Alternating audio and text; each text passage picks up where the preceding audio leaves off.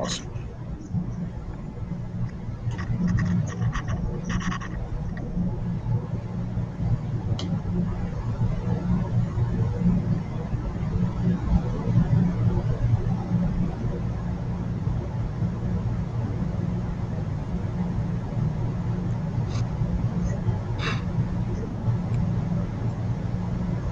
Hi, I'm Chapin, Director of Workforce Development at the Westchester County Association. Welcome and thank you for joining our career chat. Before we get started, I'd like to thank our platinum sponsors for making this possible. We're really excited to have their support and all of you joining us.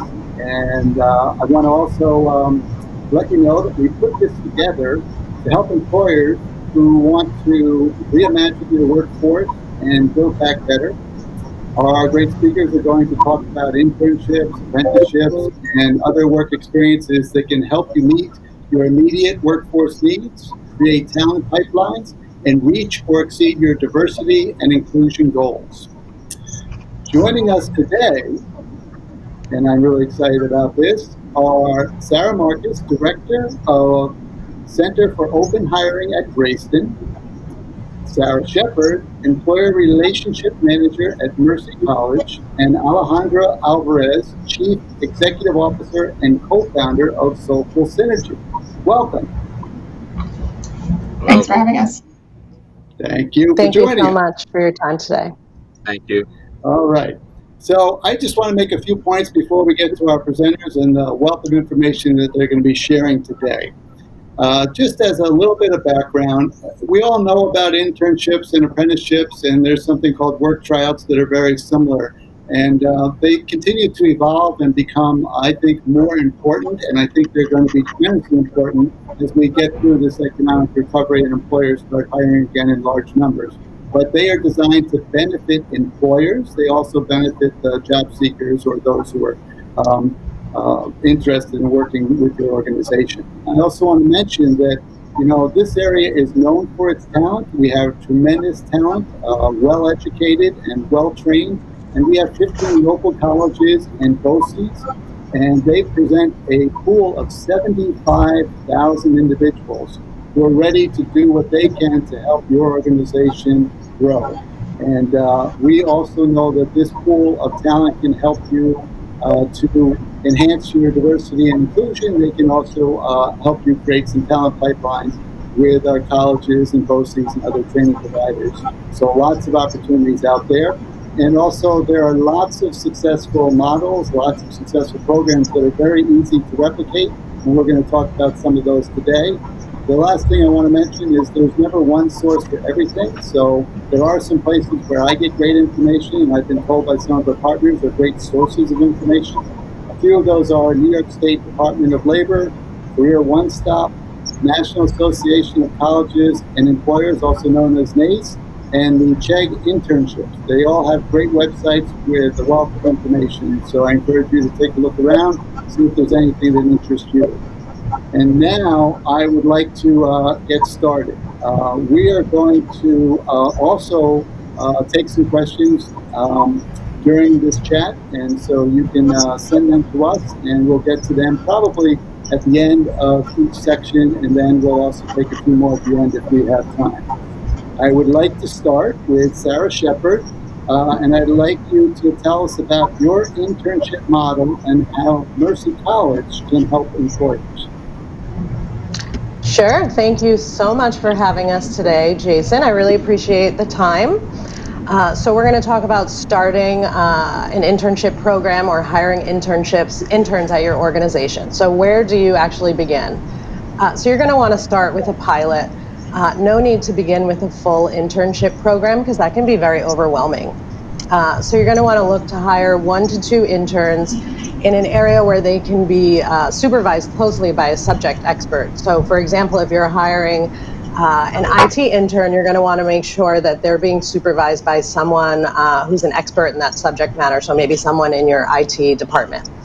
And you also want to make sure that the internship is a learning experience for the student. So there are 3 different types of internships and kind of the deadlines that go along with those. So first you have your paid paid internship, and there are no academic deadlines here. So you can treat this as a part-time employee, and you really just hire as you see fit and work out the hours as you see fit. Where we come into deadlines, we're thinking about unpaid internships for credit. So these are semester-based. So students have to receive offers by a certain time. This way they can sign up for their academic credit. So if you're looking to hire a fall intern, you want to make sure you give an offer by the beginning of September. Spring intern would be mid to late January.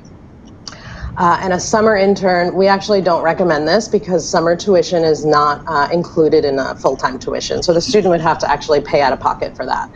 And then we also have a volunteer internship. There are no academic deadlines here. We just see a lower number of applicants here because the student's not getting any credit or any getting paid. Next slide, please. So I just wanted to give you some internship examples, some common internships that we see. So we have an operations intern. This can be in any of your administrative offices. A lot of interns we see is internships. We also see our IT interns. A membership intern, if your organization focuses on membership. Another common internship example is marketing and social media, so helping out with your branding and getting the word out and things like that. And we also see many HR interns, so helping out in your human resources department. And these are really just examples. If you think of some projects an intern can work on, that can absolutely be an internship. Next slide, please. So what are your next steps when looking to hire an intern? So you want to write an internship description, and this is what we'll use to advertise, but this is also going to help you shape out that internship. So you want to be really specific with your responsibilities and qualifications, and you should work with whoever will be supervising the intern to do that, because they will know best what kind of tasks they'll be working on and what kind of qualifications would lend well to those tasks. And then also have a well thought out plan for the projects and responsibilities of the intern, along with supervision. So what are the timelines looking like? Make sure you have enough for them to do. This will really make sure that both parties have a good experience, that the student walks away having really gained some new skills, and that you walk away having some projects done. And then what is your hiring timeline? So if you're looking for a spring intern, and these are just suggestions, if you're looking for a spring intern, you want to post your descriptions between September and December. Your application deadline would be around early December, and then extend offers by early to mid-January. And then for summer semester, you're going to want to make sure you're posting between February and April. Your deadline for applications is early May, and then extend offers by around mid-May. And then for fall semester, you'd be posting between June and August, application deadline early August, and then extend offers by mid to late August. And when you are ready to start recruiting, you can reach out to me directly, and I would be happy to help with the advertising. Thank you. Sarah, that was great. It was just very clearly presented, and I also saw that you had your email at the end on the bottom of that last slide, which is great because you're always looking to help employers and to assist them with whatever they want to do, whether it's internships, whether it's hiring, whether it's doing a recruitment event on campus, virtually whatever the case may be. So it's always great to have somebody readily available to assist. And I also, I think it's important to note that we're no longer just talking about summer internships, the traditional old-fashioned internship. You can have internships throughout the year. They can be customized. They can be tailored to the employer's needs. They can be paid. They can be unpaid. They can have any number of hours. So it's just a lot of flexibility. You can just use your imagination to create whatever you want. And there are a lot of partners out there who are willing to help you. So I just have one question. For somebody who is doing an internship for credit, how many hours are they required to put into that internship? Sure, thank you, Jason. So typically they would need to complete at least 135 hours over the course of the semester, and that ends up looking like about 10 hours a week if they do it over for the full semester. Okay, great. And there may be a few more questions later. And I know that when I'm thinking about internships here at the WCA, we're always thinking about projects, and I think that's a great way to look at it. What work do you need someone else to help you with? Is that something that happens on a regular basis, or there's some new projects that you haven't been able to get to? And if you have some interns, then that can help you get them started, and you can always add more interns if you need it. So again, it's just um, a great opportunity to do some things that we really feel are important and ready to do. Okay, so I want to now ask Alex to tell us about what they have created with Soulful Synergy, and I also want to mention that that is a partnership with the Guidance Center of Westchester, and you also got support from the Westchester Community Foundation. So again, another great collaboration. You have great partners helping each other to make some important things happen. So tell us about what you're doing. All right, thank you, Jason. I appreciate it. Mike, next slide, please. All right. Well, again, my name is Alejandro Alvarez, co-founder of Soulful Synergy. We're a community and economic development social enterprise. Next slide, please. Here we specialize in the facilitation of connections between key stakeholders and support the development of collaborative partnerships. We accomplish this through community engagement, workforce development, our training programs, helping establishing and supporting minority women-owned business enterprises, and providing energy efficiency solutions to those small businesses to lower their operating costs. Next slide, please.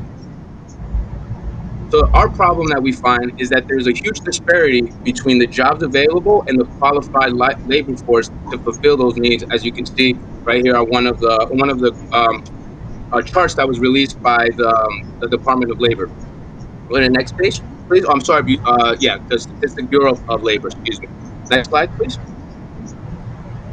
So we begin asking ourselves this question when we start our work. How can we synergize with the community in order to create the stage where mutual success can be created between the individual and the employer? Next slide, please. Okay, and our answer is while others are chasing the puck, we're going where the puck will be.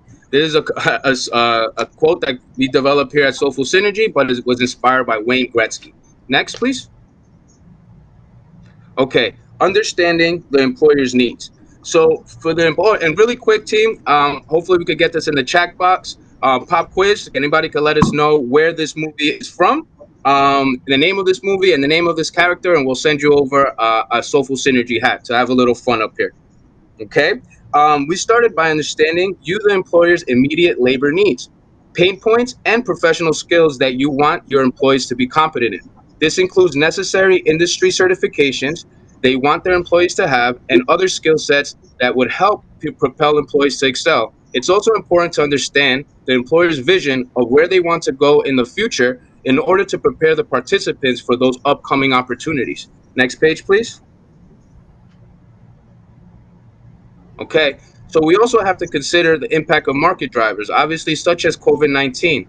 Policies including laws and regulations, for example, the new mandates for site safety for the construction industry, and also codes, standards, and incentives that play an important role in driving markets, especially in the sustainability industry. And all this is really important for us when we're creating our training programs. As to why we're mentioning this, to really build up what we're doing here. Next slide, please. Okay, so for individual, now we could start with them. We must first identify their why they want to succeed, and encourage them to find their purpose through their success. This is highly important so they could also be successful in their job site because that's what's going to wake them up in the morning. We also couple that with their understanding of life situations and helping them identify what life skills they already got with what professional skills they could be transferable into these new job opportunities. Next slide, please. So this is a great illustration of what happens in our education system and as to why we have these type of trainings because we must create the MVPs let them create the only MVPs of their own lives based on their desires, passions, and abilities, and that's how we're able to help them sustain long employment.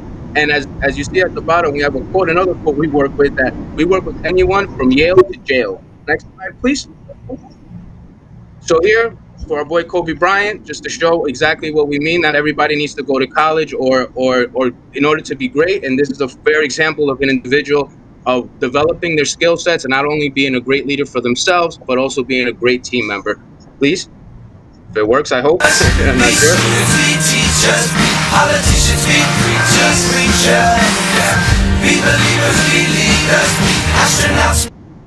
Excellent. Thank you. And I know we're moving a little fast, but just I'm super excited about making sure we present this with everything we got. Next slide. Okay, so now here, this is how we train our MVPs, and this is what we call our most valuable people, and that equates to the employees, right? And this is the stage that is created. All right. As you can see here, the stage is built in collaboration between Soulful Synergy, the Guidance Center of Westchester, its funders like the wonderful Westchester Community Foundation, and the employers, where the employee is the focal point of all these resources and efforts. Next slide, please. Okay, we work in partnership with the Guidance Center of Westchester of College and Careers that helps Mount Vernon and New Rochelle youth ages 16-24 who face barriers to employment to gain skills and access to opportunities in high-quality jobs and careers. They also provide ongoing assistance to participants that in turn helps to support employers in hiring and retaining skilled workers. Next slide, please. They're able to accomplish this by providing on-site service and occupational skills training, as you can see here, job internships, and they also provide paid and unpaid work experience that is extremely valuable to their employer. And as you can see, they also look to make sure that they find longevity in job placement. Next slide, please. Okay. So as some of the professional development that is super necessary to really help our individual be successful at your job site and at your company is making sure that they have proper time management, strong email and interview etiquette, communication skills. They work with mock-up interviews and provide a great program called Ready curriculum that helps them develop their hard and soft skills. Next slide, please. Okay. What the main point, and I want to emphasize this for the Guidance Center of Westchester, because without them, our program would not be what it is today. And it's this level of resources that they're able to offer the participant in helping pay for up to 140 hours of their work experience in order to alleviate some of those pain points that come from onboarding new employees, and also gives the employer the opportunity to really get a feel for whom they are onboarding. Thank you very much. That's fine. Next slide. Okay. And once again, these are the great benefits that they provide. Again, the 140 hours is something that we want to emphasize. We want employers to take advantage of. And on the other end, what's also very special about this CCC is the ongoing support on making sure that they're following up with the students, making sure the students are still on time. If there are any gaps between the students and the employers, that there could be a conversation there instead of just closing down the door and letting them move on. And that's something that is so valuable in being able to not only bring success to the job seeker, but also create that flow for the employer. Next slide, please. All right, team, just real quick, 10 seconds. Man. Hi, my name is Shamar O'Connor, and there's a lot of things I gotta say, but the most important two stuff is what I get from this program is the knowledge that you guys gave us, and the instructors, they are very great and paid. Excellent. Next. Thank you, team, for your patience here. We've had a lot to talk about today.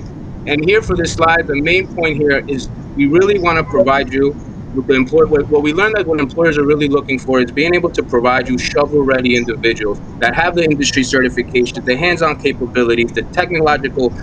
They're also technologically capable with that professional etiquette of being on time, respectful, making sure that they're working safely, being proactive, and also with the ability of taking constructive criticism. And I put the driver's license preferred because that seems to be something that's been being brought up constantly for our job seekers. Next slide, please. All right, our trainings, we're almost at the finish line, team. Next slide. So real quick, here is our construction safety training that is hosted within our the Future Works program at the CCC, where participants walk away with 11 certifications that allow them to cast a wide net in opportunities in the construction field. And it also makes them very valuable to the employer because of the certifications that they have. They help projects move along because of their fire guard certifications and flagger of that nature, which allows them to allow these projects not to be at a standstill. Okay, next slide. And Now, a recent and a very proud moment is our Urban Handy. You can play it while we're talking. It's our Urban Handy Person Training. This is our brand new training where participants, as you can see, get hand-on experience. They're actually working with tools, working with each other, and they at the end of the training they get to build out a mock-up bathroom in the kitchen, which again is being able to provide participants with those hands-on trainings that they can be shovel ready to go to work for you employers out there that are looking for this type of talent. Next slide, please. And now, our Clean Energy Academy, we have green economy, lighting systems, HVAC, and green economy, lighting, and HVAC, where we're able to develop individuals to be able to get at the forefront of this sustainability movement. And once again, not going where the puck, chasing the puck, but we're going where the puck is going to be. Next slide, please. And coming soon, virtual reality, to make sure that we get everyone up to date on the new technological, movement and what's coming. And we're here. You see individuals actually doing hazard analysis of a construction site right after an ocean. Next slide. Okay, team, and this is the end. To my friend Jason, I was introduced to this wonderful quote. This is his father speaking about a conversation that he had with his grandfather that Mike actually introduced me to, and I was like, I have to use it for this because it really encapsulates the whole point of what we're trying to do here as a team. You can play that, and there's good tired and there's bad tired. He said, ironically enough, bad tired can be a day that you won. But you won other people's battles, you lived other people's days, other people's agendas, other people's dreams, and when it was all over, there was very little you in there, and when you hit the hay at night, somehow you toss and turn, you don't settle easy. He said, good tired, ironically enough, can be a day that you lost. But you don't even have to tell yourself, because you knew you fought your battles, you chased your dreams, you lived your days. And when you hit the hay at night, you settle easy, you sleep to sleep with the just, and you can say, take me away. Love it. So thank you, Mike, for introducing me to that. And as I wanted to say to everyone, let's get good tired working together. And thank you for letting me make this presentation. As you could see, I was super excited. Even got myself a haircut for everyone. All right, Alex, that was great. And before I tee up a question for you, I just want to say, you included a Venn diagram. We got a sports video. We got participant testimonial. So you really covered a lot of ground there. Thanks, that was great. And I love good tired. I think we all work really hard. We're really passionate about what we do. And, we don't win every battle, but we fight really hard to get the job done. And it not only benefits us, our organization, but it benefits a lot of other people. So we're all in this together. It's great. So tell me about the feedback you're getting from employers who are interviewing and hiring some of your participants. Main feedback is really that point that I brought up in the presentation of being shovel ready, right? Many participants come out with industry certifications where they have the idea that that's enough to be able to be used on a job site. And that's really the main feedback that I've gotten, is just really being able to give participants and our trainees those core skills that would help them to be successful at the job site the moment they step on. So is that shovel-ready component, and which also now includes that being technologically inclined because of COVID, and knowing how to maneuver yourself through that space. So those would be the main feedback I've gotten from my employer. Okay, great. Thanks very much. So we're ready to move on to Sara Marcus, who's going to tell us about the Open Hiring Program at Greyston, and also remind Sarah Shepard and Alex if there's anything that you realize before we're done that you want to point out. We'll have a couple minutes at the end just to cover a few more things. So Sarah, thanks again for joining us, and tell us about the Open Hiring Program at Greyston. Thanks, Jason. Thanks so much for having us, and thank you to those who are joining us. I am here to tell you all about open hiring, which is a very different approach to recruitment, but it's one that creates job opportunities for those who are the hardest to employ, who face the greatest barriers to employment. And the way open hiring accomplishes that is essentially stripping away all requirements for a job.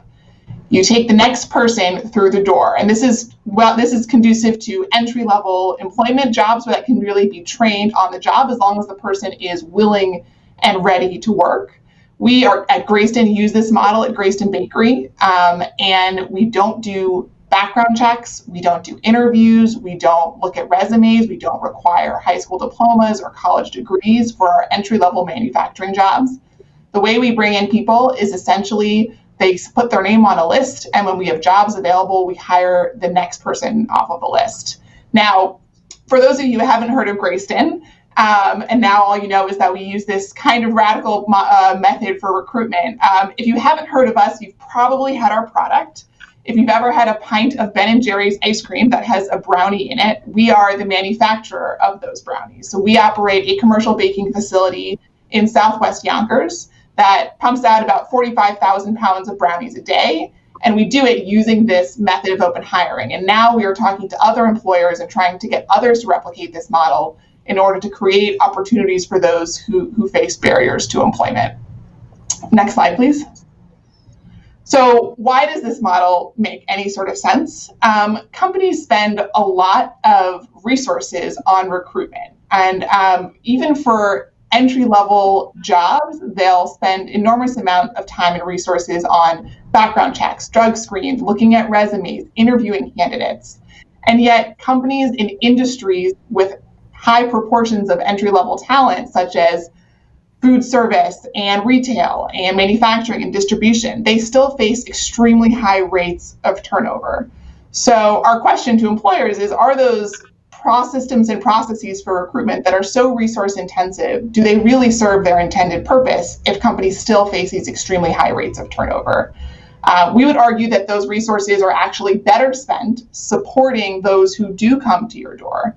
And that by doing that, you can create opportunities for the millions unemployed who can't get access to employment in traditional processes, whether it's because of a criminal history, or whether it's because they are homeless and don't have an address, or because they don't have a high school diploma. This is the kind of model that can bring those people into the workforce and create really great businesses hiring this way. Next slide. So as I alluded to, what we do at Greyston is we basically don't spend any money on these things on the left, background checks, drug tests, interviews, etc. Instead, we invest in supporting those who do come through to Greyston. So what does that look like? We obviously have a really good onboarding process. We do training, both hard and soft skills. Those things I would say are really just like good HR. They're definitely not unique to Greyston. One of the things I think that is unique to Greyston is that third point around wraparound supportive services. And here's where we've actually partnered within Westchester with Westchester Jewish Community Services, an agency to provide actually a case manager who helps our employees address issues such as housing instability, transportation, childcare challenges, immigration issues, any sort of personal life challenge that someone is facing that may impact their ability to be successful on the job. We think it's in our best interest as the employer to help our employees get access to the supports that they need to address those challenges. Because if you don't know where you're sleeping at night, it's really hard to come to work every day and be your best, most productive self. And so by partnering with an agency, we have a resource on site for employees to help get the help that they need so that they can be on a path to long-term sustainable employment. So through this kind of shift in resources, we've had a couple of companies pilot this, and I'll talk about that in a minute.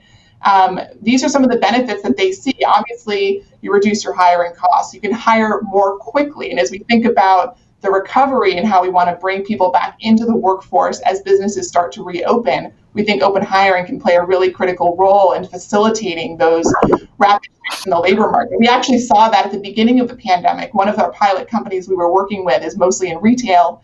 They were doing open hiring in their distribution center, and suddenly their retail stores shut, e-commerce took off, and they had to hire a ton of people at their distribution center really quickly. And without all of the red tape that they had used previously, they were able to staff up much more rapidly.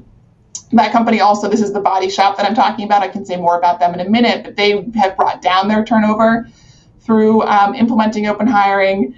We also have seen that this can have a really transformative impact on a workplace culture. If you get the buy-in of every employee from the senior level leadership down to the frontline workforce, we think creating opportunities for those who need them most is just something that everyone can really get behind and can be a real way to put words into action for companies that are looking to have a purpose, but actually operationalize that in their day-to-day business. And obviously build a more inclusive workforce, which we're all here and trying to do. Next page. Here are some of the companies that we worked with to implement a model like this. And my goal, and part of the reason I'm here, is I want some Westchester businesses logos on this page. I want those in our community here to join us.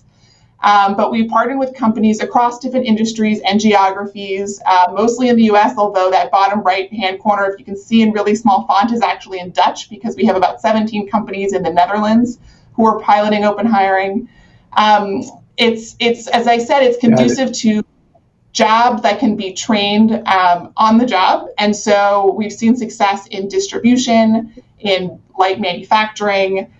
We're now seeing it expand to retail with the body shops hiring this holiday season, actually currently. And so, yeah, we'd love for companies that are interested to reach out to me to learn more so that we can create many more businesses that are doing this and creating opportunities for those who just have many doors shut, who are potentially great sources of talent.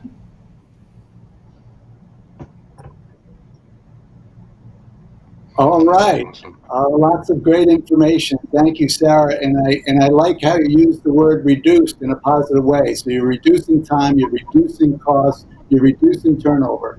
It's a way that benefits employers. So if an employer, and of course we're looking for Westchester employers, wants to start a program, just tell us briefly what's involved. How long does it take? How easy is it to have them establish their own open hiring program? Yeah, I mean, it can really depend, but we think this is something that can get implemented relatively quickly. We are here to support you and to kind of walk with you through the journey. But, you know, the idea itself is simple. Just remove the barriers. And I often say, just start somewhere. Even if you're not going full open hiring, is there something in your job description or a barrier that can be removed, such as a background check? But even if you want to go the full open hiring, I would say within a matter of a few months, we've seen pilots get up and running, and then we are here to kind of support, teach best practices, and also really measure the impact that we can show other businesses why this is successful. We really think that something like open hiring is just it's a lever that businesses can pull relatively quickly to have a really massive impact on their workforce and also on their communities. Yeah, so it's also probably, good timing, because a lot of organizations are thinking about 2021, they're putting together budgets, they're doing their strategic planning, so it's probably a good time to initiate some of those conversations and to talk about, whether they want to do it, and of course, reaching out to all three of you if you're interested. So we did include some email addresses for all of you, and again, I'm going to ask you in a minute if you have any finishing comments, anything that you want to add that you didn't cover already, and then see if there are any questions from our audience. But to also let the audience know, if anyone wants to find out more, they can either get the emails from the presentation or on the video on demand, or they can contact me. I'm happy to connect. That's our role, to be the intermediary and connect people to programs. So you can reach me at 914-948-4144 or jchapin@westchester.org. And also happy to share any other resources, any other information that I have that you may be interested in.